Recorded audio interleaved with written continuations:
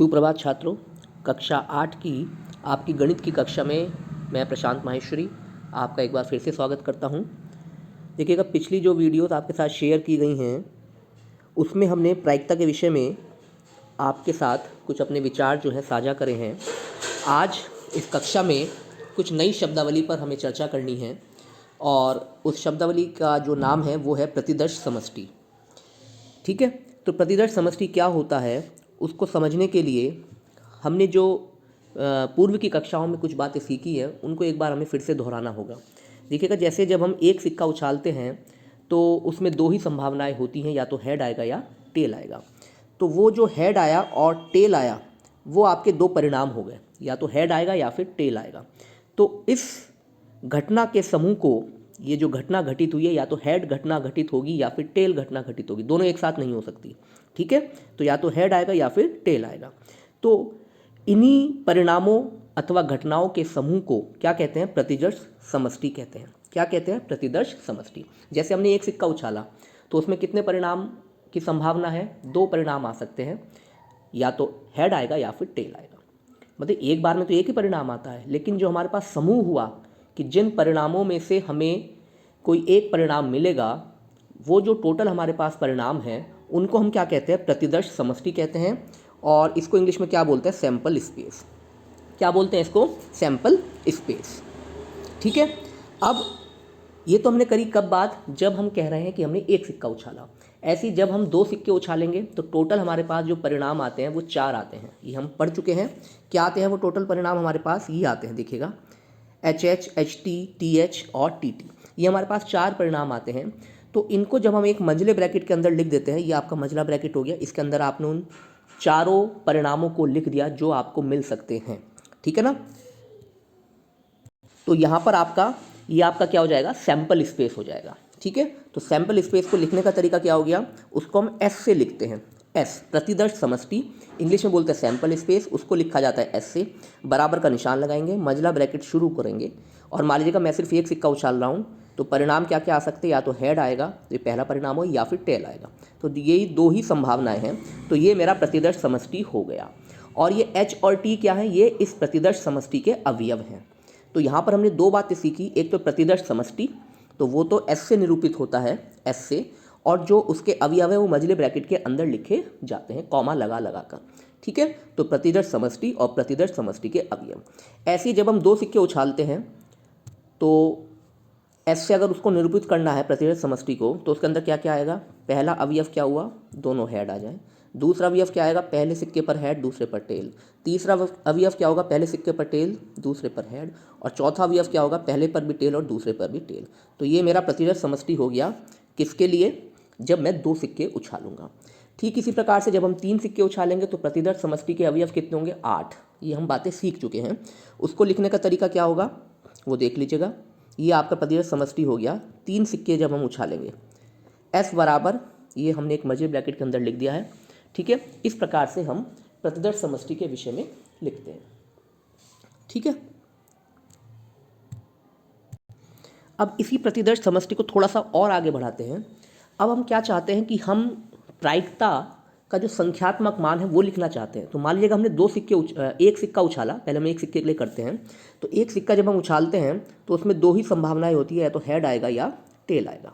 ठीक है, अब हम ये चाहते हैं, हम ये संभावना बताना चाहते हैं, पूछना चाहते हैं आपसे कि भाई आप हमें ये बताइएगा कि यदि मैं एक सिक्के को उछालता हूँ और मैं आपसे ये पूछना चाहता हूँ कि भाई इसके हेड आने की क्या प्रायिकता होगी, हेड आने की क्या संभावना होगी, तो इसको हमें बताना है। तो देखिएगा, हमारे पास इसको लिखने का जो तरीका होता है, सबसे पहले क्या करेंगे, जो टोटल संभावनाएं हैं, जो आपके प्रतिदर्श समष्टि में जितने अवयव हैं वो तो हम लिखते हैं हमेशा हर में। तो कितने अवयव हैं प्रतिदर्श समष्टि में? 2 अवयव हैं। और हम चाहते क्या है? हम चाहते हैं कि हेड आए। तो कितनी बार आ रहा है हेड? जब हम एक सिक्के को उछाल रहे हैं, एक बार आ रहा है, तो ऊपर हम क्या लिख देंगे? अंश में 1 लिख देंगे। तो ये हमारा क्या हो गया? हेड आने की प्रायिकता हो गई जब हमने एक सिक्के को उछाला। तो आप ये देख रहे हैं 1/2, 1/2। 1/2 का मतलब क्या होता है? आधा, यानी कि आधा चांस है हेड आने का। ठीक है, और इसको और सरलतम भाषा में क्या बोल सकते हैं? 50% चांस है। भाई 50% है। जब हम सिक्का उछालते हैं तो हेड भी आ सकता है, टेल भी आ सकता है। दोनों की समान संभावना है ऊपर आने की, हेड भी आ सकता है टेल भी आ सकता है। ठीक है, तो हेड आने की प्रायिकता क्या हुई 1/2। ऐसे अगर आपसे पूछा जाए टेल आने की क्या प्रायिकता, तो वो भी क्या होगी 1/2 होगी। ठीक है, अब हम बात करते हैं कि अगर हम दो सिक्कों को उछाल रहे हैं, मान लीजिएगा दो सिक्कों को हम उछाल रहे हैं। ठीक है, तो जब मैंने दो सिक्कों को उछाला तो टोटल संभावनाएं कितनी हो गई, 4 हो गई। टोटल संभावनाएं क्या है, 4 है। जो टोटल अवयव आएंगे प्रतिदर्श समष्टि के अंदर वो कितने होंगे, 4 होंगे। या तो हेड हेड होगा, या हेड और टेल होगा, या टेल और हेड होगा, या फिर टेल और टेल होगा। ठीक है, अभी हमने इसके बारे में पढ़ा है, ये लिखा हुआ है यहाँ पर आप देख सकते हैं। ये हो गया आपका प्रतिदर्श समष्टि। तो प्रतिदर्श समष्टि के जो अवयव होते हैं उनकी जो संख्या होती है उसको हम लिखते हैं हमेशा हर में। अब इसमें टोटल 4 घटनाएं घटित हो रही हैं, तो कोई सी भी एक घटना अगर हम चाहते हैं कि घटित हो जाए, कोई सी भी एक घटना घटित होने की क्या संभावना होगी, तो उसकी प्रायिकता क्या होगी 1/4। वो संभावना कितनी होगी 1/4, क्योंकि 1/4 का मतलब क्या होता है 25%। तो सीधी सी बात है कि अगर मेरे पास जो है 4 परिणाम हो सकते हैं, उनमें से किसी एक परिणाम के होने की जो प्रायिकता होगी वो होगी 1/4, या मैं बोलूँ 25%।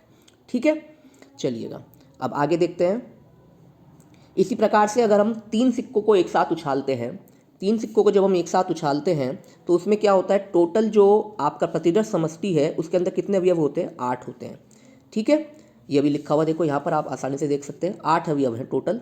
तो कैसे लिखेंगे, प्रतिदर्श समष्टि के जो टोटल अवयव होते हैं वो तो हम नीचे लिखते हैं, और टोटल 8 घटनाएं घटित हो रही है, इनमें से किसी एक घटना के घटित होने की जो प्रायिकता होगी वो क्या हो जाएगी 1/8। हम चाहते हैं सिर्फ एक ही घटना घटित हो उनमें से जो हमारे अनुकूल हो। ठीक है, तो उसकी जो प्रायिकता होगी वो होगी 1/8। तो अब हम क्या देखते हैं, इसी को अगर हम एक फार्मूले के रूप में लिखना चाहते हैं तो किसी भी घटना के घटित होने की जो प्रायिकता होती है उसका जो फार्मूला है वो आपका ये है। देखिएगा क्या है फार्मूला, देखिएगा ये लिखा हुआ, एक घटना के घटित होने की जो प्रायिकता है वो क्या है, घटना के अनुकूल परिणामों की संख्या बटे कुल संभव परिणामों की संख्या। तो इसको लिखते हैं P बराबर E/S। S क्या आपका प्रतिदर्श समष्टि है, यानी कि टोटल परिणाम क्या हो सकते हैं उनकी संख्या यहाँ पर लिखी जाती है। ठीक है, और ऊपर क्या लिखा जाता है, अनुकूल परिणाम, जो मुझे चाहिए वो होता है अनुकूल, कि मुझे ये चाहिए। अगर मैं एक सिक्का उछाल रहा हूँ तो टोटल परिणाम कितने होते हैं, 2 होते हैं, और मैं चाहता हूँ कि हेड आए, वो सिर्फ एक ही तरीके से आ सकता है, तो वो आपने ऊपर लिख दिया। ठीक है, इस तरीके से इसको लिखा जाता है। इस प्रकार से हम इसको आगे बढ़ाते हैं। अब मान लीजिएगा हम एक पासे को उछाल रहे हैं, तो एक पासे को जब हम उछालते हैं तो प्रतिदर्श समष्टि के जो अवयव होंगे वो क्या होंगे, देख लेते हैं। या तो 1 होगा, या 2 होगा, या 3 होगा, या 4 होगा, या 5 होगा, या 6 होगा। ये टोटल 6 अवयव है। तो प्रतिदर्श समष्टि के अवयवों की संख्या क्या हो गई, 6 हो गई। तो इसलिए जो हमारा S बराबर क्या हो गया, 6 हो गया। ठीक है, अब हम चाहते हैं कि इसको ऐसे लिखें प्रायिकता के रूप में, तो P बराबर E/S हमारा फार्मूला है, तो S का मान क्या हो गया, 6 हो गया। अब टोटल 6 परिणाम हो सकते हैं और मुझे चाहिए सिर्फ एक परिणाम, तो इसलिए प्रायिकता क्या हो जाएगी 1/6। अगर मैं चाहता हूँ, मैंने एक पासा फेंका, तो आपको ये मैं पूछता हूँ कि आप ये बताइएगा कि उस पासे पर 3 अंक के आने की क्या प्रायिकता है, 3 अंक के आने की क्या प्रायिकता है। तो फार्मूला क्या हुआ, P बराबर E/S। तो P बराबर E/S में प्रतिदर्श समष्टि के अवयवों की संख्या कितनी है, 6 है। वो तो हो गया टोटल परिणाम, संभावित परिणाम, है ना। और मैं ये चाहता हूँ कि मुझे चाहिए 3 ऊपर, मुझे चाहिए सिर्फ 3 ऊपर, मुझे चाहिए 3। तो अगर मुझे 3 चाहिए तो आप ये देखिएगा जो प्रतिदर्श समष्टि के अवयव हैं वो क्या क्या है, 1 है, 2 है, 3 है, 4 है, 5 है और 6 है। अब इसमें से 3 कितनी बार आ रहा है, देख लेते हैं 3 इसमें कितनी बार आ रहा है। 3 कितनी बार आ रहा है वो लिख लेते हैं। देखिएगा 3 कितनी बार आ रहा है, सिर्फ एक बार आ रहा है। तो इसलिए जो प्रायिकता हो गई वो क्या हो गई, 1/6।